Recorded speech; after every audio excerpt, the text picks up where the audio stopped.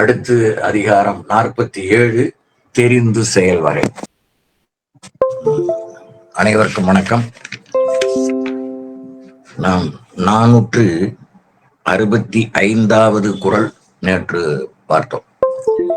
வகையறச் சூழாது எழுதல் பகைவரை பாத்திப்படுப்பதோராறு. இந்த பாத்திப்படுப்பது என்பது இந்த விவசாய குடும்பத்தில் வேளாண் துறையில் உள்ள குழந்தைகளுக்கு தெரிஞ்சிருக்கும். பாத்தி கட்டி நீர் பாய்ச்சுவார்கள்.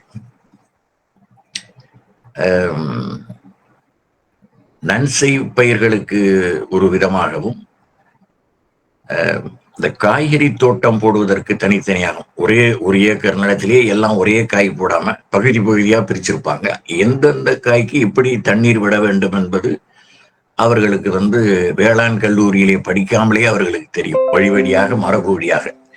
அதைத்தான் இந்த பாத்திப்படுப்பது ஒரு ஆறு என்று சொல்லுகிறார். ஆராயும் வகைகள் அனைத்தும் ஆராயாமல் ஒரு செயலை செய்தல் பகைப்பயிரை பாத்தி கட்டி வளர்ப்பதை போல் ஆகிவிடும் என்பதனால ஒரு அரசன் போர் செய்ய நினைக்கிற போது அந்த போருக்கு செல்லும் வகையை நன்கு ஆராய்ந்து முடிவு கட்டாது போருக்கு எழும் அரசன் பகைவரை வழி உடையவர் ஆக்கியவன் ஆவான் என்று அதை சொல்கிறார். சரியான முறையில செய்யலன்னா அவனை எதிரியை வலிமை உடையவராக இவன் செய்து விடுவான் என்பதனால வகையறச் சூழாது எழுதல் என்று சொல்லுகிறார். போர் என்றும் பகை என்றும் ஏற்பட்டால் எத்தனை எத்தனை வகைகளால் நாம் ஆராய வேண்டும் என்பதை பின்னாலே படைச்சிருக்கு. இதெல்லாம் வருது, அதை பற்றி நல்ல விரிவாக இருக்கும். அதற்கு இது முன்னோட்டம் தான். இதெல்லாம் இப்ப நம்ம அந்த காய்கறி தோட்டம் போடுகிற போது அது வீட்டுல போடுற தோட்டம் வேற, அங்கே கட்டுற பாத்தி கட்டுவது வேற. அதை போல இவன் தமக்கு தகுந்த மாதிரியான அளவில் இந்த பாத்தி கட்டுகிறவர் எப்படி கட்டுகிறாரோ அதை போல் இவர் வகை வகையாக, அதான் ரத கஜ துறக்க பதாதி என்று அந்த காலத்துல காலால் படை, குதிரைப்படை, தேர்ப்படை, யானைப்படை என்றெல்லாம் வைத்திருந்தார்கள் அல்லவா? அதே போல வகை வகையாக இவன் எப்படி தயாராக வேண்டும் என்பதை சொல்வதுதான் இந்த செய்தி. அதற்கு நான் ஒரு எடுத்துக்காட்டை போடுறோம். அதாவது தமக்கு பகையாக அமைந்தவரை பாத்தி கட்டி பயிர் நட்டு உரம் போட்டு நீர் விட்டு தாமே வளர செய்வது போன்றதுதான் அது. அதே போல இந்த போர் முறையிலேயும் இந்த முறைகளை கடைபிடிக்க வேண்டும் என்பதற்கு எடுத்துக்காட்டாக சொன்னதான் அந்த பாத்தி கட்டி செய்வத வேலைகளை எல்லாம் சொல்லுகிறார். பாத்தி படுப்பது ஒரு ஆறு என்று சொல்லுகிறார். இப்ப அதுக்கு ஒரு எடுத்துக்காட்டு சொல்லணும். இப்ப அதியமானுக்கும் வல்வில் ஓரிக்கும் போர் சூழல் மூழ்கிறது. அதியமான் தகடூர்ல இருக்கான். தகடூருங்கிறது இப்ப இருக்க தர்மபுரி. இந்த ஓரிங்கிறவன் இப்ப இருக்கிற சேலம் மாவட்டம், இப்ப அது நாமக்கல் மாவட்டத்தில் இருக்குன்னு நினைக்கிறேன். கொல்லிமலையை ஆண்டவன். அவனுக்கு பேரு வல்வில் ஓரி. அந்த பேர்லயே பார்த்துங்க, அவன் வில்லாற்றல் மிகவும் சிறந்தவன் என்பதை நாம் இந்த போரின் மூலமாக நாம் அறிந்து கொள்கிறோம். இப்ப அதாவது இருவரும் வேளிர் குடியினர், ஒரே இனத்தை சார்ந்தவர்கள், இருவரும் பாடு புகழாளர்கள். ஓரியை பற்றியும் புலவர்கள் பாடியிருக்கிறார். அவனுடைய வள்ளல் தன்மை, கொடைத்தன்மை பற்றி, அவனுடைய வீரத்தை பற்றி புலவர் பெருமக்கள் அந்த காலகட்டத்திலே பாடியிருக்கிறார்.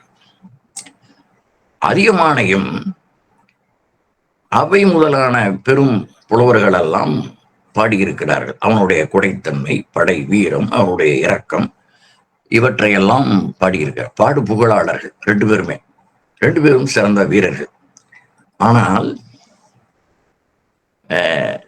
போர் நடவாமல் சான்றோர் தடுத்திருக்க வேண்டும். இப்ப அதியமானையும் தொண்டைமானையும் சந்து செய்தவர் அவையார். இவர்களுக்கு போர் நடக்கிற போது அந்த அம்மா அங்க இல்ல போல தெரிகிறது. இருந்தாலும் அந்த அம்மா தடுத்திருப்பாங்க, அல்லது வேறு புலவர்களாவது தடுத்திருக்கலாம். அப்படி தடுக்காமல் விட்டது மிக பிழையாக போய்விட்டது. அவன் சேரமான் படையோடு சேர்ந்து வந்தான் அதியன். வல்வில் ஓரியை கொன்று விட்டான். இது மிகப்பெரிய இழப்பு. வல்வில் ஊரி இவன் எப்படி புகழானோ அதேபோல் வல்வில் ஊரியும் மிகப்பெரிய புகழானன், கொடைஞன், சிறந்த வீரன் தான். இப்படி உள்ளவர்களில் ஒருவரை இழந்து விட்டாலும் அது அந்த நாட்டுக்கு மிகப்பெரிய பேரு இழப்பு. அந்த அடிப்பில ஓரி கொன்று சேரலர்க்கு ஈத்தான் என்று வருகிறது புறநானூற்றிலே. ஓரி அதியமானை மட்டும் எண்ணாமல் சேரன் படையையும் எண்ணி இருக்க வேண்டும். இவன் செய்த பிழை, இந்த பாத்தி படுப்பது ஒரு ஆறு என்று சொன்னார் அல்லவா, எப்படி அழகா சொல்லியிருக்காரு பாருங்க திருவள்ளுவர். இப்ப அதியன் ஓரியை கொன்று விட்டான். இப்ப ஓரி செய்த பிழை என்ன என்றால், இவன் அதியனை மட்டும் எதிர்ப்பதாக அவன் கருதி விட்டான். ஆனால் அதியன் இவனை தனியாக சென்றால் இவனை எதிர்கொள்ள முடியாது. ஏனென்றால் அவன் வல்வில் ஓரி. எங்க ஊர்ல ஒருத்தர் பேரு, ஒரு பையனுக்கு பேரு வல்வில் ஓரின்னு வச்சிருக்காரு. மிகப்பெரிய திருக்குறள் தொண்டர், 29 நூல்கள் எழுதியவர். அவர் தன்னுடைய பேரனுக்கு வல்வில் ஓரி என்று வச்சிருக்கிறார். அந்த வல்வில் ஓரி அச்சகம் என்று ஒன்று திருச்சிராப்பள்ளியில இருக்கு. அப்படிப்பட்ட மகாவீரன் அவன் செய்த பிழை என்னவென்றால், அதியனை எதிர்க்கிறோம் என்று மட்டும் நினைத்து விட்டான். அந்த அதியன் சேரனையும் சேர்த்து கொண்டு எதிர்த்ததனால் இவனை கொள்ள நேர்ந்தது என்பதுதான் ஒரு துன்பகரமான செய்தி. மீண்டும் குறளை பாருங்கள். வகையறச் சூழாது எழுதல் பகைவரை பாத்திப்படுப்பதோல் ஆறு என்பது இந்த குறள். அடுத்து 6ஆம் குறள். செய்தக்க அல்ல செயற்கடும், செய்தக்க செய்யாமையானும் கெடும். இது ரொம்ப எளிமையா பொருள் புரியும். செய்ய வேண்டாததை செய்யாமல் விட்டால் நமக்கு ஆக்கம், செய்ய வேண்டியதை செய்யாமல் விட்டால் நமக்கு ஆக்கம்.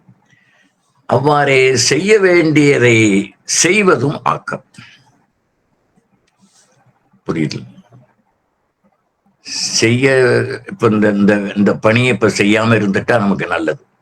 இதை தொடங்கி 1 மாதம் மழை பெய்யுது, ஒரு கட்டடம் தொடங்குறாங்கன்னு வச்சுக்கோங்களேன், ஒரு எடுத்துக்காட்டுக்கு. தொடங்கி மணல், சிமெண்ட் எல்லாம் இருக்கு. அந்த காலத்துல எல்லாம் இரவு பகல் தெரியாமல் மழை பொழியும். ஒரு 50-60 ஆண்டுகளுக்கு முன்னால எது காலை எது மாலைன்னு தெரியாது. வீட்டை விட்டு வெளியே போக முடியாது. அப்பெல்லாம் இது மாதிரி மாட மாளிகை கூட கோபுரமாக எல்லாம் வீடுகள் கிடையாது. நிறைய கூரை வீடுகளும் ஓட்டு வெள்ளை வீடுகளும் தகர வீடுகளும் நிறைய இருந்தன. அப்ப வீட்டை விட்டு வெளியே வர முடியாது. வீட்டுக்குள்ளே சகதியின் இதமா இருக்கும், பதியமா இருக்கும். அது மாதிரி காலகட்டத்துல இவன் வீடு கட்டலாம் என்று மணலையும் சேறு குலைப்பது, இப்ப மாதிரி சிமெண்ட் போட்டு கட்டுவதில்லை. அப்பெல்லாம் சேறு வச்சுதான் கட்டுவாங்க. எல்லாம் மாதக்கணக்கிலே மழை பொழிந்ததால் எல்லாம் அடித்து கொண்டு போய்விட்டன. அப்ப இவன் அந்த வேலையை தொடங்காமல் இருந்திருந்தால் நட்டமாயிருக்காது. திரும்பவும் அவன் மணலை கொண்டு வர வேண்டும், சேற்றை கொண்டு வர வேண்டும்.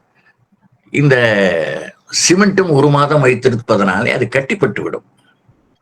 இப்படி நிறைய அவனுக்கு நட்டம் ஏற்படுகிறது.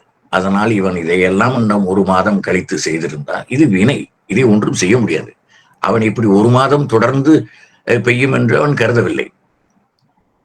செய்தக்க அல்ல செயக்கெடும், செய்தக்க செய்யாமையானும் கெடும். உரிய காலத்தில் அதை நாம் செய்யாமல் விட்டாலும் அந்த கெட்டுவிடும் என்பதை நாம் தெரிந்து கொள்ளலாம்.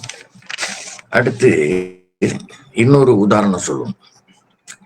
செய்யத்தகாதவை என்பது பெரு முயற்சியும் செய்தால் பயனில்லாதனவும் ஐயமுடையனும் பிறர் துயர் விளைவிப்பனவும் ஆகியவற்றை செய்யாமல் விடுவது நல்லது.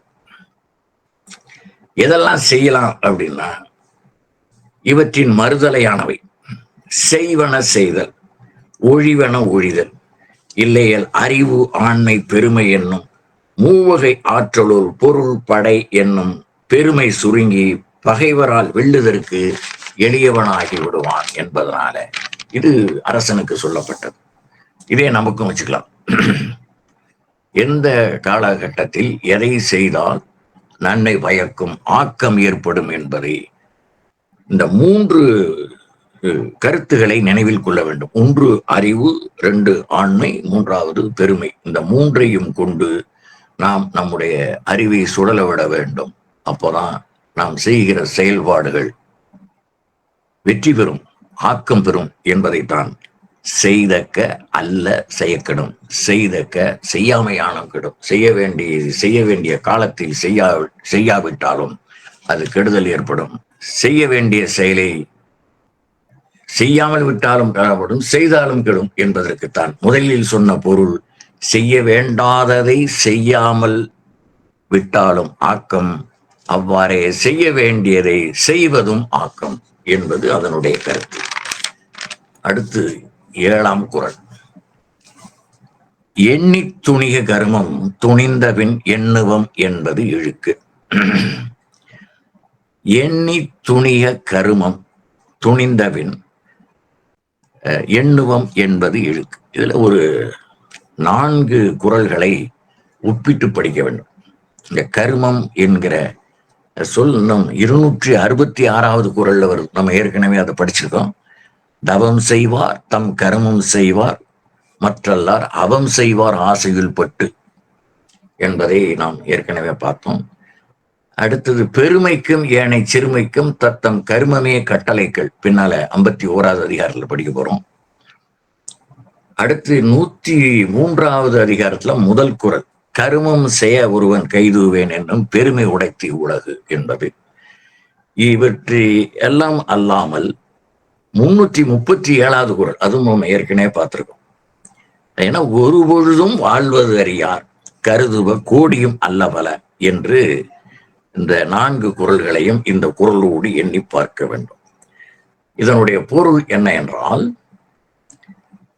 ஒன்றை நுணுகி சிந்தித்து பின்னரே ஒரு செயலை தொடங்க வேண்டும். தொடங்கியதற்கு பிறகு பார்த்து கொள்ளலாம் என்று இறங்குவது தவறாய் முடிந்துவிடும். இப்போ ஒரு கட்டடத்தையே வச்சுக்கொள்வோம். ஒருவர் தான் மிகச்சிறந்த அளவிலே ஒரு பெரிய கட்டடம் கட்டுவதற்கு என்ன அஸ்திவாரம் என்று சொல்லுகிறோமே, அதை போட்டு ஒரு 4 அடி தூரத்துக்கு அந்த சுக்கு கிடைச்சது. சுக்குல இருந்து மேல 4 அடி 8 அடி உயரத்துக்கு செய்து விட்டார். திடீரென்று அவருக்கு ஒரு பணமுடை ஏற்பட்டது. இது 2400 சதுர அடிக்கு ஒரு மிக பிரம்மாண்டமாக போட்டுட்டார். அப்ப இந்த 8 அடி உயரம், கீழே 4 அடி மேல 4 அடி, நல்ல கருங்கல் புதை கற்களை எல்லாம் வைத்து கட்டிவிட்டார். ஏராளமான செலவுகள். திடீரென்று பணமுடைய ஏற்பட்டது.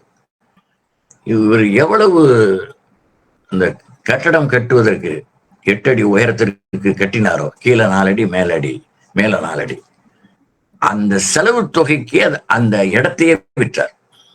நினைச்சு பாருங்க. இதை சரியான முறையில, அந்த அறிவை அவர் சரியான முறையில பயன்படுத்தாததுனால அந்த காலி இடமே அந்த ரூபாய்க்கு போகும்.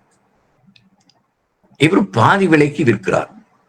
அதற்கு மேல அவர் வாங்குகிறவருக்கு மிகப்பெரிய லாபம். ஏனென்றால் இந்த அஸ்திவாரம் கட்டுவதற்கு இந்த பொருள்களை கொண்டு சேர்த்தது, என்னென்ன பொருள்கள் எல்லாம் கொண்டு வந்தார்களோ அந்த பொருள்களை கொண்டு வந்தது, மேற்பார்வை பார்த்தது, இதற்காக ஒரு 15-20 நாள் மெனக்கட்டது, எல்லாம் அவருக்கு லாபம்.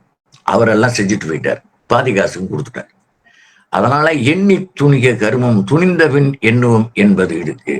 பார்த்துக்கலாம் அப்படின்னு நினைச்சு அவரு பின்னால பார்த்துக்கலாம் அப்படின்னு நினைச்சு அந்த 8 அடி உயரத்துக்கு அந்த சுவரை எழுப்பி விட்டு அவரால் அதை தொடர முடியாமல் போய்விட்டது. அதனாலதான் சொல்லுகிறார், சிந்தித்து நுணுகி சிந்தித்து பின்னரே ஒரு செயலை செய்ய தொடங்க வேண்டும். தொடங்கியதற்கு பிறகு அது பார்த்து கொள்வோம் என்று இறங்கினால் அது இப்படி தவறாய் முடிந்துவிடும், நட்டப்படுவார் என்பதை இங்கே சொல்லுகிறார். துணிதல், தீர்மானித்து தொடங்குதல் அரசர்க்குரிய தொழில்கள் 6 என்று பிங்கள நிகண்டு கூறுகிறது. என்னென்ன அப்படின்னா, ஓதல், பொறுதல், உலகு புறத்தல், ஈதல், வேட்டல், படைபயிரல், அறுசொழில் என்று பிங்கள நிகண்டு 5வது பகுதியில 42வது நூற்பாவாக இது சொல்லப்படுகிறது. பிங்கள நிகண்டு என்பது இப்ப சூடாமணி நிகண்டு என்ன சொல்லுதுன்னு பார்த்தோம்னா அது இதேதான் சொல்லுது. ஓதலே வேட்டல் ஈதல் உலகோம்பல் படைபயிரல் மேதகு போர் செய்து ஈட்டல் வேந்தர் செய் தொழில்கள் ஆறே என்று சூடாமணி நிகண்டு 12வது அத்தியாயத்தில் 52வது நூற்பாவாக இது சொல்லப்படுகிறது. இன்று இவற்றுள் வேட்டல் என்பது வேட்டையாடல். வேட்டல் அப்படின்னு ஒண்ணு வருது பாருங்க. ஈதல் வேட்டல் இதெல்லாம் பொருள் புரியும் நினைக்கிறேன். குழந்தைகளுக்கு புரியுதான்னு தெரியல. ஓதல் நம்ம ஓதாமல் ஒரு நாளும் இருக்க வேண்டாம், அது மாதிரி படித்தல் என்று வச்சுக்கோங்க. கற்றல், பொறுதல், சண்டையிடுதல், அரசன் சண்டையிடுதல், உலகு புறத்தல், உலகத்தை காப்பாற்றுதல், ஈதல் தன்னிடம் இருப்பவற்றை பிறருக்கு கொடுத்தல், வேட்டல் என்று 5வதாக வருகிறது. அடுத்து படைபயிரல், படைப்பயிற்சி, எல்லாத்துக்கும் இராணுவ பயிற்சி கொடுப்பாங்க. வேட்டல் என்றால் வேட்டையாடுதல் என்று பொருள். காட்டுக்கு சென்று மான் வேட்டையாடி வருவார்கள். வேற சிங்கம் புலியெல்லாம் இவர்கள் கொன்று அதை சாப்பிட முடியாது. அதனால பெரும்பாலும் மான் முயல் போன்றவற்றை அந்த கரிசோருக்காக வேட்டையாடுவார் பழங்காலத்துல. அது வேட்டையாடுதல். ஆனால் பின்னால என்ன பண்ணிட்டாங்கன்னா இந்த வேட்டல் என்பதை வேள்வி என்று சிலர் தவறாக சொல்லிவிட்டார். அரசர்க்குரிய தொழில் ஆராயிருக்கவும் தொல்காப்பியத்துல ஐவகை மரபின் அரசர் பக்கமும் என்று புறத்தனையல், அகத்தனையல், புறத்தனையல் என்று மொத்தம் 27 இயல்கள் இருக்கின்றன. எழுத்து சொல் பொருள் என்று 3 பகுதிகள் தொல்காப்பியத்துல. அதுல புறத்திணையல் என்கிற பகுதியில 20வது நூற்பாவாக ஐவகை மரபின் அரசர் பக்கமும் என்று இருக்கிறது. இந்த உரையாசிரியர்கள் கேட்கிறார்கள், ஏன் தொல்காப்பியர் எந்த ஒன்றை நீக்கினார் என்று அவர்களுக்கு தெரியவில்லை. ஆனா என்னன்னு விரிவா சொல்லல. ஐவகை மரபின் அரசர் பக்கமும் என்று மட்டும் சொல்லிவிட்டார். இந்த 6ல் எதை நீக்கினார் என்று தெரியவில்லை. அரசன் அனைத்தையும் போர் தொடங்குவதற்கு முன்னாலே ஆராய்ச்சி செய்ய வேண்டும். அப்படி இல்லை என்றால் அவன் தீமையைத்தான் சந்திப்பான் என்பதை 2 உதாரணம் சொல்றேன் பாருங்க. குதிரை களவு போனதுக்கு பிறகு கொட்டகையை பூட்டினான் என்று ஒரு செய்தி வருகிறது. அந்த போருக்கு போற குதிரையை களவாடிட்டு போயிட்டான். முன்னாலேயே அந்த கொட்டகையை பூட்டி இருக்கணும். முன்னால பூட்டாம அது களவு போனதுக்கு அப்புறம் பூட்டுறதுல ஒரு பயனும் இல்லை என்பதனால சிந்தித்து செயல்பட வேண்டும். அரசனானவன் சிந்தித்து செயல்பட வேண்டும் என்பதுதான் அந்த எண்ணி துணிக கருமம் துணிந்தபின் எண்ணுவோம் என்பது இருக்கு. எண்ணுவோம் என்றால் பிறகு பார்த்து கொள்ளலாம் என்று. 2வது, சில வீடுகள்ல நிலப்படி குட்டையா இருக்கும். நாம 5.5 அடி 6 அடி இருக்கிறோம்னு வச்சுக்கோங்க, அது 5 அடியில கட்டியிருப்பாங்க. ஒரு வீட்டுக்குள்ள நுழைகிற போது பணிவோடு செல்ல வேண்டும் என்பதற்காகத்தான் மனிதன் 6 அடி என்றால் 6 அடி உயரம் கட்டலாம் அல்லவா என்று இப்பொழுது 8 அடி உயரத்துக்கு கட்டுகிறார்கள். நிலைப்படியே நிமிர்ந்தே நடக்க வேண்டும் என்று கட்டுவிடுகிறார். அந்த காலத்துல கூரை வீடுகள்லாம் பாத்தீங்கன்னா இன்னும் கூட குறைவா இருக்கும். 3.5 அடி 4 அடி தான் இருக்கும். மிகவும் குனிந்து வளைந்து தான் உள்ளே செல்ல வேண்டும். இப்படி நிமிர்ந்து போனால் இங்கே நிலையில் இடித்துக் கொள்கிறார், நெற்றி போட்டு இடித்துக் கொள்கிறார். அதனால முட்டி விட்டதற்கு பிறகு வணங்கி செல்வதை விட முன்னாலேயே வணங்கி சென்று விடு என்பதுதான் அதனுடைய கருத்து. அதனால எந்த ஒன்றையும் நுணுகி ஆராய்ந்து செய்ய வேண்டும். அப்படி செய்தால்தான் வெற்றி கிடைக்கும் என்பதை இந்த அதிகாரத்திலே 7வது குறள்ல எண்ணி துணிய கருமம் துணிந்தவன் எண்ணுவம் என்பது இழுத்து என்று சொல்லுகிறார். அதற்கு 4 குறள்களை ஒப்புமையாக சொன்னேன். அவற்றை எல்லாம் குறித்து கொண்டு இணைத்து படியுங்கள், பயன்பெறுவீர்கள். 266, 337, 505, 1027 என்ற 4 குறள்களையும் இந்த குறளோடு இணைத்து படிக்க வேண்டும். அடுத்து 8ஆம் குறள். ஆற்றின் வருந்தா வருத்தம் பலர் நின்று போற்றினும் பொத்துப்படும். முறையான நெறியில் மேற்கொள்ளப்படாத உழைப்பை பலர் நின்று பாராட்டி உயர்த்தி பிடிக்க முயன்றாலும் அந்த செயல் குற்றம் வராது, முயன்றாலும் குற்றப்படும். என்னதான் பாராட்டி மேல கொண்டு வந்தாலும் அந்த செயலானது குற்றம் வராது, முயன்றாலும் குற்றப்படும். முடிக்கும் வழியை எண்ணி ஒரு வினையை செய்ய முடியாவிட்டால் அது குற்றமுடையதாகும் என்று சுருக்கமா வச்சுக்கோங்க. முடிக்கும் வழியை எண்ணி ஒரு வினையை செய்ய முடியாவிட்டால் அது குற்றமுடையதாக ஆகிவிடும். ஆற்றின் வருந்தா வருத்தம் என்றால் என்ன? ஒரு செயலை அரைகுறையாக விடப்பட்டால் என்று பொருத்தம். ஒரு செயலை அரைகுறையாக செய்தால் அது முழுமை பெறாது என்பது கருத்து. இப்ப நாம் சுதந்திரம் பெற்றதற்கு பிறகு பொட்டி ஸ்ரீ ராமுலு அப்படிங்கிற ஆந்திராக்காரர் எங்களை தனியா ஆந்திராவை பிரிச்சு கொடு என்று மொழி வழி அடிப்படையில் உண்ணாவிரதம் இருந்து செத்து போனார். அதற்கு பிறகுதான் தலைமை அமைச்சராக இருந்த நேரு, ஜவஹர்லால் நேரு மக்கள் அமைச்சரவையை கூட்டி தீர்மானம் செய்து பிறகு நாடாளுமன்றத்தில் விவாதித்து மொழி வழி மாநிலங்களாக பிரித்தார்கள். அப்படி பிரிக்கிற போது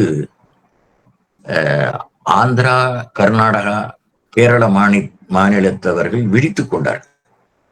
நம்முடைய பகுதி, தமிழ் மக்கள் பேசுகிற பல பகுதிகள் ஆந்திரரிடமும் கர்நாடகத்திடமும் கேரளத்திடமும் பல பகுதிகள் சென்று விட்டன. மிகச்சில பகுதிகள் மட்டும் மாப்பூசி, நேசமணி போன்ற பெருமக்களால் சில பகுதியில் மட்டும் மீட்கப்பட்டன. வடக்கே தீர்த்தணி மீட்கப்பட்டது. திருப்பதியை கொண்டு வர முடியவில்லை. திருப்பதி பூரா நம்ம ஆட்கள் தான். இப்ப ஆள் வந்துட்டான், நிறைய தெலுங்கர்கள் வந்து விட்டார்கள். நம்முடைய தொல்காப்பியத்திலேயே வடவேங்கடம் தென்குமரி ஆயிடை தமிழ் குரு நல்லுலகம் என்று சொல்லப்படுவதனால அந்த வடவேங்கடம் வரைக்கும் நம்முடைய எல்லை இருந்திருக்கு. தொல்காப்பியர் காலத்துல தமிழ்நாடாக இருந்திருக்கு. இதுக்கெல்லாம் என்ன காரணம்னா, இவர்கள் ஒரு ஆற்றின் வருந்தா வருத்தம் பலர் நின்று போற்றினும் பொத்துப்படும். இதை பிரிக்கிற போது இவர்கள்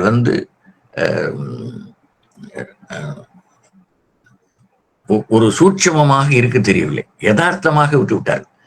இந்தியாக்குள்ளதானே இருக்குது அப்படின்னு விட்டுட்டாங்க.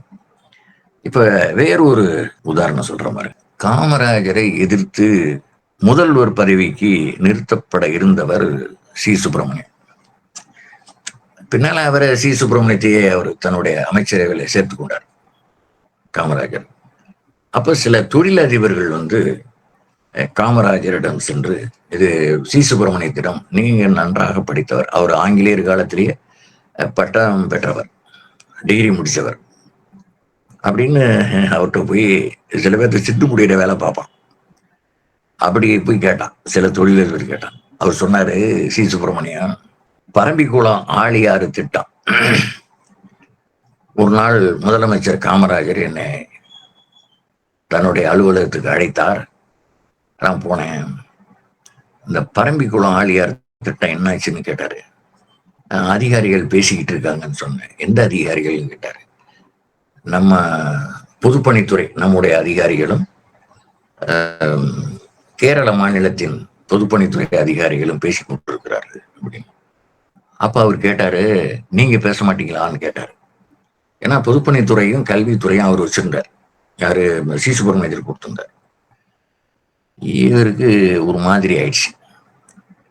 உடனே தன்னுடைய உதவியாளரை அழைத்து காமராஜர் நம்பூதிரிபாடுக்கு போன் போட்டுருந்தார். நம்பூதிரிபாடு கேரள மாநிலத்தினுடைய முதலமைச்சராக இருந்தார். போனை போட்டு கொடுத்தோன்னே, இந்தாங்க ஐயா அழைப்பு அப்படின்னு கொடுத்தார். காமராஜர் 2 மணித்துளிகள் தான் பேசினார். அதுக்கு முன்னால சி சுப்பிரமணியத்திட்ட சொன்னாரு, அவங்களுக்கெல்லாம் 58 வயது வரைக்கும் ஓய்வு வயது, அதனால அவங்க பேசிட்டே இருப்பாங்க. அரசாங்கம் சம்பளம் கொடுக்குது, நாம சம்பளம் கொடுக்குறோம்னு சொல்லல, அரசாங்கம் சம்பளம் கொடுக்குதுன்னு சொல்றாரு. எந்த அரசாங்கம் வந்தாலும் அரசு ஊழியர்களுக்கு சம்பளம் கொடுக்குது, அரசாங்கம் சம்பளம் கொடுக்குது. அவங்களுக்கு ஓய்வு பெறும் வயது 58, அது வரைக்கும் பேசிட்டே இருப்பாங்க. நமக்கு 5 ஆண்டுகள் தான். அதான் ஜனநாயகம். ஜனநாயகத்தை எப்படி உணர்த்துகிறார் என்று பாருங்கள். நமக்கு 5 ஆண்டுகள் தான். அதனால போனை போட சொன்னாரு, போனை போட்டு கொடுத்தாங்க. எதிர் பகுதியில் அவர், நான் தமிழ்நாட்டிலேருந்து காமராஜர் பேசுறேன். உடனே அந்த உதவியாளர் நம்பூதிரிபாடு கிட்ட கொடுத்தான். அவரு, நம்பூதிரிபாடு நீங்க கம்யூனிஸ்ட், நான் காங்கிரஸ், 2 பேரும் சேர்ந்து தான் இந்த நாட்டு விடுதலை போராட்டத்துக்கு போராடினோம். எதுக்கு போராடணும்? நம்ம மக்கள்லாம் நல்லா இருக்கணும் அப்படிங்கிறது தானே போராடணும். நீ தண்ணி கொடுக்க மாட்டேன்னா எப்படி இங்கே விளையும்? நீ தண்ணியை கொடு, நான் உனக்கு அரிசி மின்சாரம்லாம் தரேன் அப்படின்ட்டு போனை வச்சுட்டார். அடுத்த நாளே அங்கிருந்த அதிகாரிகள்லாம் வந்துட்டான். என்ன பண்ணணும் என்னான்னு முடிவு எடுத்தாங்க. 2-3 ஆண்டுகளுக்குள்ளாக அந்த அணை கட்டப்பட்டு விட்டது. செயல்பாடுன்னா இப்படி இருக்கணும். அதனாலதான் அவருக்கு கர்ம வீரன்னு பேர் வந்தது, காமராஜருக்கு. இதை சி சுப்பிரமணியம் அந்த இவரை நோண்டி விட்டான் பாருங்க, அந்த தொழிலதிபர்கள்ட்ட சொன்னார். எப்படி செயல்பாடுகள் இப்படி இருக்கணும். அதனாலதான் இன்னைக்கு எல்லா வயலும் காமராஜர் ஆட்சிங்கிறான். இவெல்லாம் அது மாதிரி கொடுக்க முடியாது. இப்ப இருக்கிற பசங்களை ஒருத்தனாலையும் காமராஜர் ஆட்சி கொடுக்க முடியாது. ஒரு படித்தவனால செய்ய முடியாததை அவர் சொன்னது ஆங்கிலேய நடைமுறை. சி சுப்பிரமணியம் சொன்னது, அவர் இது நாடு சுதந்திரம் பெற்றும் கூட அதிலிருந்து இன்னும் விடுபடவில்லை, இன்னமும் விடுபட முடியாமல் தவித்துக் கொண்டிருக்கிறார். அதுக்கு ஏராளமான சான்றுகள் இருக்கு. அதிலே ஒரு சான்று தான் இது. ஆங்கில நடைமுறைகள்லாம் அதிகாரிகள் மட்டத்துல பேசுவோம், அப்புறம் மேலதிகாரிகள் பேசுவோம், அப்புறம் அந்த மந்திரிகள் அளவுல பேசுவோம், அப்புறம் தலைமை அமைச்சர்கள் அளவுல பேசுவோம். அதுக்குள்ள ஆட்சியை மாறிடும். ஆகையினால இந்த பரம்பிக்குளம் ஆழியாறு திட்டத்தை 2 மணித்துளிகளில் அந்த முதல்வரோடு பேசிவிட்டு அவருடைய பதிலுக்கே காத்திருக்காமல் அந்த தொலைபேசி கவிழ்த்து வைத்து விட்டார். இதுதான் ஆற்றின் வருந்தா வருத்தம், பலர் நின்று போற்றினும் போத்துப்படும். எப்படி முடிந்தாலும் அந்த முடிக்கும் வழியை எண்ணி ஒரு வினையை ஆற்றாவிட்டால் அந்த செயலானது பழுதுபட்டு விடும், புத்துப்படும் என்று சொன்னார். போற்றினும் பொத்துப்படும், வீணாகிவிடும் என்பதனால செயலை ஆராய்ந்து எண்ணி தெளிவாக செய்ய வேண்டும் என்பதை இந்த குறளின் மூலமாக சொல்லுகிறார். அடுத்து 9வது குறள், நண்டாற்றல் உள்ளும் தவறுண்டு அவரவர் பண்பறிந்து ஆற்றாக்கடை. நம்ம நல்லது செய்யறோம்னு நினைக்கிறோம், அந்த நல்லதே தீமையாக மாறி விடுவதற்கு நிறைய வாய்ப்புகள் உண்டு. அதற்கு அந்த உதவியை பெறுகிறவர்கள் அதை நல்ல முறையிலே பயன்படுத்த வேண்டும். சில நேரங்களில் நல்ல முறையிலே பயன்படுத்துவதற்காக வாங்கியிருப்பார்கள். அது ஊழ்வினை காரணமாக அவர்களுக்கு ஏதோ ஒரு வகையில் தடுமாற்றம் ஏற்பட்டு அதில் தோல்வி அடைவதும் உண்டு. அது ஒரு ஒரு ஒரு குறிப்பிட்ட விழுக்காடாவது தான் அது மாதிரி இருக்கும். அவர் நல்ல செயலுக்காகத்தான் பெற்றிருப்பார் என்றாலும் அவருடைய போகுள் காரணமாக அதில் தோல்வி அடைந்து திரும்பவும் பழைய நிலைக்கு வந்து விடுவார். மறுபடியும் வேறு யாராவது உதவி செய்வார்களா என்று.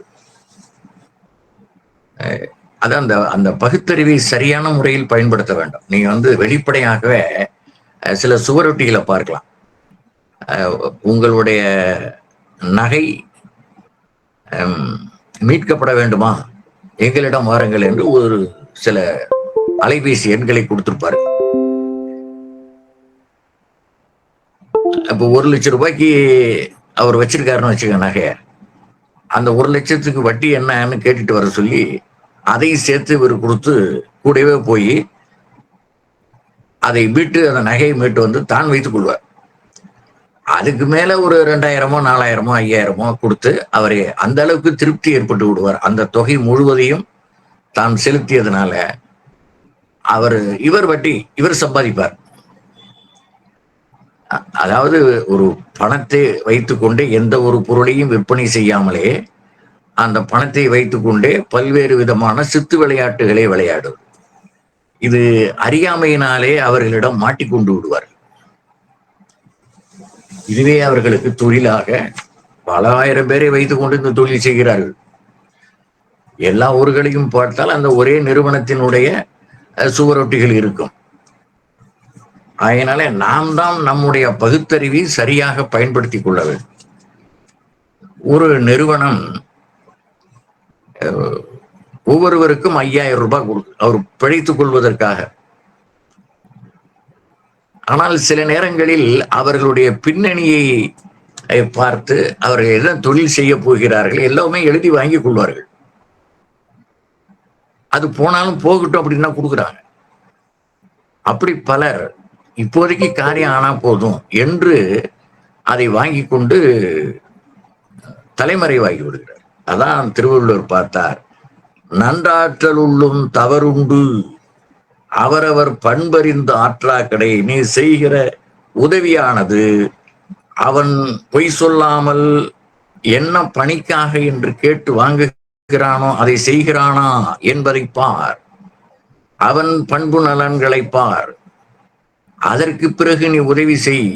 இல்லை என்றால் உதவி செய்தவன் தான் முட்டாளாகி விடுவான். நன்றாற்றல் உள்ளும் தவறுண்டு அவரவர் பண்பறிந்து என்று சொன்னால் அவர்கள் ஏற்கனவே பலரை ஏமாற்றாதவர்களா என்று பார்க்க வேண்டும். எத்தனையோ விதங்கள்ல பணத்தில் தான் என்று இல்லை, வாழ்க்கையிலையும் பல விதமான ஏமாற்றுதல்கள் இருக்கின்றன. அதை சில திரைப்படங்களில் கூட காட்டுவார்கள், நான் அவன் இல்லை என்று. இப்ப நான் நேற்று ஒரு கதை கேள்விப்பட்டேன், நான் அவள் இல்லை என்று ஒரு பெண் சொல்கிறாள். ஏற்கனவே அவள் மீது கிரிமினல் குற்றச்சாட்டுகள் இருக்கின்றன. இது தெரியாமல் ஒரு பழமொழி சொல்வாரு, ஆளை பார்த்து மயங்காதை ஊதுகாமாலை என்று சொல்வார்கள். அதே போல இவர் மயங்கி கட்டி விட்டார். பல லட்சம் ரூபாய் செலவு செய்து அறுசுவை உண்டி எல்லாம் 2-3 வேலைகள் கொடுத்து எல்லாம் செய்து விட்டார்கள். அது கடைசியில் அது நான் அவள் இல்லை என்று அவள் பெயரிலே FIR இருக்கிறது. எவ்வளவு தெளிவா இருந்திருக்கா பாருங்க. 2000 ஆண்டுகளுக்கு முன்னாலே நன்றாற்றல் உள்ளும் தவறுண்டு அவரவர் பண்பறிந்து ஆற்றா கடை. எவ்வளவோ முயற்சி பண்ணி ஒரு 4 மாதத்திற்கு முன்னாலேயே தேதி வைத்து எல்லாம் செய்து விட்டார்கள். ஆனால் அவர்கள் வெளுத்ததெல்லாம் பால் என்று தங்களை போலவே மற்றவரையும் நினைத்து விடுவது. அதனால் ஏற்பட்ட பிழை. எச்சரிக்கை உணர்வோடு இருக்க வேண்டும் என்பதைத்தான் திருவள்ளுவர் இந்த குறளிலே வலியுறுத்து. எந்த செயலானாலும் சரி, அதில் நீ எச்சரிக்கையுடன் இல்லை என்றால் மிக எளிமையாக ஏமாற்றி விடுவார்கள். இப்ப நாங்கள் நடத்துகிற திருக்குறள் போட்டியிலே ஒரு 3-4 ஆண்டுகளுக்கு முன்னாலே ஒரு தலைமை ஆசிரியர் ஏமாற்றுகிறார். நான் இதை வெளிப்படையாக சொல்லுகிறேன், நான் பெயர்லாம் சொல்லல, எங்களுக்கு தெரியும், ரெக்கார்ட்ல இருக்கு. அவரை இந்த குழந்தை நிறைய பிழைகள் செய்திருக்கிறது என்பது எல்லாம் பட்டியல் போட்டு எந்தெந்த இடத்தில் அடியெடுத்து கொடுத்தேன் என்றெல்லாம் எழுதியிருக்கிறார். இது நாங்கள் அன்னைக்கு 131 பேருக்கு கொடுத்துருக்கிறோம் அந்த ஆண்டு. அவரை தேடி பிடித்த அந்த நடுவரை என்ன செய்தார் என்று தெரியவில்லை. அவர் பயந்து விட்டார். அந்த ஏற்கனவே எழுதியதை அடித்து விட்டு இவருக்கு வழங்கலாம் என்று எழுதிவிட்டார். திருவள்ளுவர் சொல்லுகிறார், கெடுவல் யான் என்பது அறிய தன்னெஞ்சம் நடுவுரி அல்ல செய்யின். நீ நடுவு நிலைமையோடு நீ நடந்து கொள்ளவில்லை என்றால் நீ உருப்பட மாட்டாய் என்று சொல்கிறார் திருவள்ளுவர். கெடுவல் நான் கெடுவேன், நடுவு நிலைமை தவறினால் நீ மட்டுமல்ல, உன் குடும்பம் மட்டுமல்ல, உன் குளமே வீணா போயிடும்டா. மலத்தில் புழுக்கின்ற புழுவாய் பிறப்பாய் என்று நடு நிலைமை தவறியவனை சாடுகிறார் திருவள்ளுவர். நடுவு நிலைமை ஒவ்வொரு. அதனாலதான் இந்த நம்மாலே ஒரு இது எழுதலாம் பாருங்க, இந்த பாருங்க, மனுமுறை கண்ட வாசகம் என்று ஒரு 43 பாயிண்ட் எழுதியிருக்கிறான். அவன் மாமனே கொண்டான் பாருங்க, மனுநீதி சோழன் 43 பாயிண்ட், 43 கருத்துகள். என்ன பாவம் செய்தேனோ நான் இந்த சொல்லியிருக்கேன் பாரு 43. இதை தவிர இன்னும் வேறு என்னென்ன பாவங்கள் செய்தேனோ தெரியவில்லையே என்று அங்கலாய்க்கிறான். அவன் ஒரு 43 பட்டியல் போடுறான். நான் அப்படி செஞ்சிருப்பனா, இப்படி செஞ்சிருப்பனா, எனக்கே இந்த தீமை வந்தது என்று தன்னை நொந்து கொள்கிறானே தவிர, நிறைய பேர் நம்மளால என்ன போனா, ஒரு சின்ன கெடுதல் வந்தா கூட நான் என்ன பாவம் செஞ்சோன்னு தெரியல, நீ நினைச்சு பாரு, உன்னை நீ அறிந்துவார். என்னென்ன பண்ணியிருப்பேன்னு நினைச்சுப்பார்.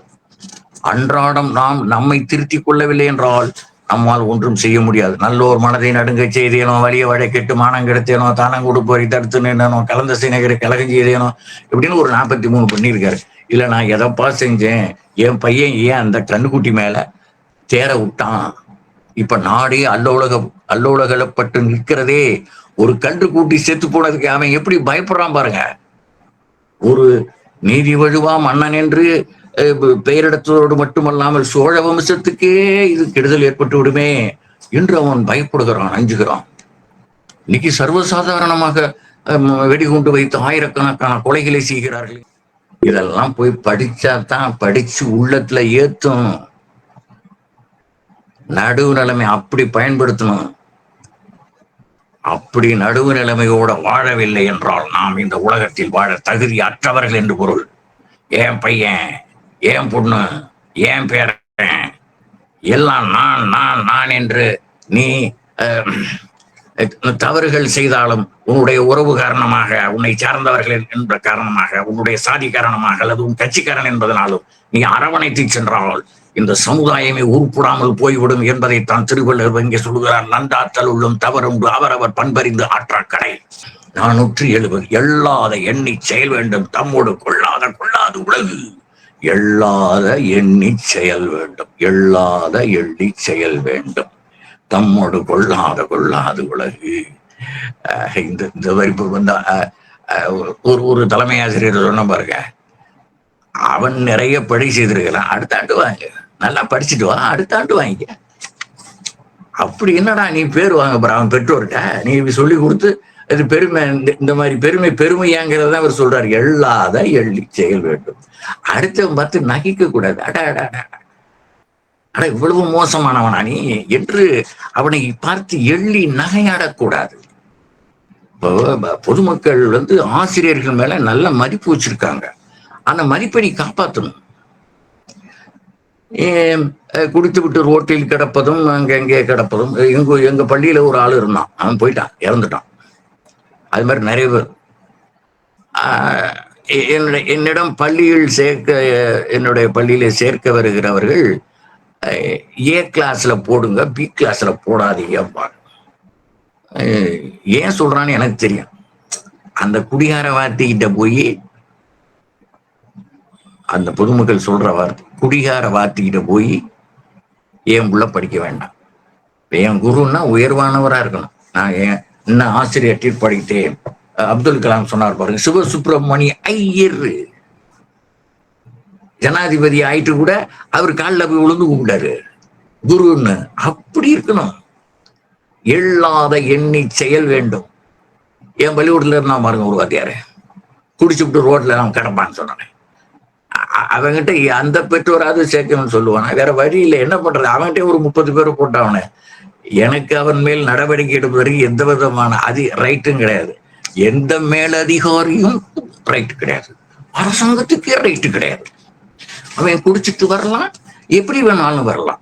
வேப்பந்தட்டை வேப்பூர்ல ஒரு 20 ஆண்டுகளுக்கு முன்னால ஒரு கதை நடந்தது. இதுதான் பேப்பர்ல வந்த செய்தி, இது நாளிதழ்களில் வந்த செய்தி.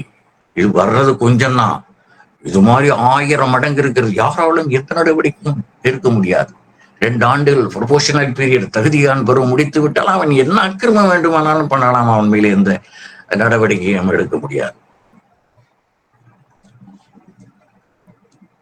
தனக்கு பதிலாக ஒரு அன்ட்ரைன்டு, ட்ரைனிங் இல்லாத, பயிற்சி இல்லாத ஒருவனை போட்டுவிட்டு இவன் வெளி வேலைகளை பார்க்கிறான். அப்படி சம்பாதித்து என்னடா பண்ண போற? அவனுக்கு ஏதோ கொஞ்சம் கொடுப்பான், இவனுக்கு பதிலாக போய் வேலை செய்யறான்ல. இதை இந்த சமூகம் அங்கீகரிக்கிறது. அதுதான் வெட்கக்கேடு. படித்த சமூகமாக இருந்தும் இதை தட்டி கேட்பதில்லை. இவரெல்லாம் ஆசிரியர், வேறு யாரோ உட்கார்ந்து இருக்கிறாரு, இவர் யார், இவர் பெயர் என்ன, இவர் எப்படி இந்த இடத்திலிருந்து உட்கார்ந்தார், இவன் ஆசிரியர் பயிற்சி படிக்கவில்லையே, இவன் எப்படி இந்த இடத்தில் உட்கார்ந்தான். பொதுமக்கள் மண்ணாக வாழ்கிறார். மண் போய் கேட்காது, மண் தன்னுடைய வேலை செய் கேட்காது. திருவள்ளுவர் சொல்றதான் சொல்லிக்கிட்டு இருக்கிறேன் நானு. எள்ளாத எண்ணி செயல் வேண்டும். எந்த துறையில் எந்த பதவியில் இருந்தாலும் சரி, அவன் அந்த பதவிக்குரிய பணியை ஒழுங்காக செய்யவில்லை என்றால் எள்ளாத எண்ணி செயல் வேண்டும் தம்மோடு கொள்ளாத உலகம். தமக்கு ஏற்காத, தம்முடைய பண்புடைமைக்கு ஏற்காத எந்த ஒரு செயலை செய்தாலும் இந்த உலகு கொள்ளாதுங்கிறாரு திருவள்ளுவர். நம்பிக்கையின் பேர்ல வச்சு ஏன் அந்த வேப்பூர் வேப்பத்தட்டையில் நடக்கல? ஏன் என் பள்ளிக்கூட்டில் அந்த குடியாரனை தூக்கி வெளியே போடல? மேலதிகாரிகள் செய்ய மாட்டான், என்னாலே ஒன்றும் பண்ண முடியாது. பொதுமக்கள் என்ன பண்றான்? கேட்கணும், என்னடா 48 மாதமா உங்க பள்ளிக்கூடத்துல படிச்சான், முழுமையா வருகை இருக்கிறது, 48 மாதம் 4 வாத்தியார் சம்பளம் வாங்கி இருக்கிறீங்க, 5ஆம் வகுப்புல அவனுக்கு ஆனாவனா தெரியலையே. இது என்ன கல்வி? எள்ளாத எண்ணி, திருவள்ளுவர் சொல்றார், எள்ளாத எண்ணி செயல் வேண்டும், கொள்ளாத உலகு. இந்த உலகுனா யாரு? உலகத்தில் உள்ள மக்கள், அந்த ஊர் மக்கள். அந்த ஊர் மக்கள் என்ன செய்கிறார்கள்? தடுத்து நிறுத்த வேண்டாமா? சிண்டை பிடிக்க வேண்டாமா? ஊர் பிடிச்சா நடக்கும்ல? மேலதிகாரி நடவடிக்கை எடுப்பான்ல? ஏன் எடுக்கல? நாம மண்ணாட்டா இருக்கிறோம், அதான் காரணம். எள்ளாத எண்ணி செயல் வேண்டும், எள்ளி நகையாடும். இன்னும் ஒரு எடுத்துக்காட்டு சொல்லி இந்த அதிகாரத்தை முடிச்சிடறேன். வெள்ளம் ஏற்பட்டது ஒரு 20 ஆண்டுகளுக்கு முன்னால. அந்த நட்டையிட சிறு தொகைகளையே அந்த பகுதியிலே வாழ்கிற மக்களுக்கெல்லாம் அரசாங்கம் கொடுத்தது, தமிழ்நாடு அரசாங்கம் கொடுத்தது. அந்த ஊர்லயே மேட்டு பகுதியா இருக்கிறவங்களுக்கும் கொடுத்தது. அங்க ஒரு சொட்டு தண்ணி கூட நிக்காது, போயிடும், வலிஞ்சிடும். குடிசை பகுதியிலையும் பள்ளமாக இருக்கிற பகுதியிலையும் தண்ணி நின்னுது, அவர்களால வெளியில வர முடியல, வீட்டை விட்டு அப்படி சூழ்ந்து இருக்கிறது. அவங்களுக்கெல்லாம் நட்டையீடு கொடுத்தது சரி. மேட்டு பகுதியில இருக்கிற ஆயிரக்கணக்கான மக்கள் வாங்கி கொண்டால் ஒருவன் கூட மறுக்கவில்லை. வெட்கம் இல்லையா? அவன் கொடுக்கிறான் என்பதற்காக மடியை ஏந்தி கொண்டு போய் நிப்பியா? நின்றான், வாங்கி கொண்டான். வெட்கக்கேடு. இதுதான் எள்ளாத எண்ணி செயல் வேண்டும். இன்றைக்கு அவளை இது வேற 1000 எடுத்துக்காட்டுகள் இருக்கின்றன. திருவள்ளுவர் எல்லாம் சிந்தித்திருக்கிறார். எள்ளாத எண்ணி செயல் வேண்டும், தம்மோடு கொள்ளாது உலகே. திருவள்ளுவர்.